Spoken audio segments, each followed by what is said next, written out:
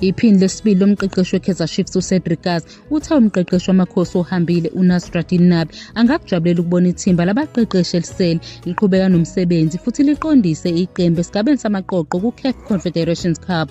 UGaza ubekhuluma ngemuva kombuzo wabezindaba wokuthi ngabe yena nozakwabo babona sengathi bayamkhaphela yini uNabi ngokuhlala neqembu phakathi kwengxabano ebikiwe phakathi kwayengumqeqeshi nabaphathi.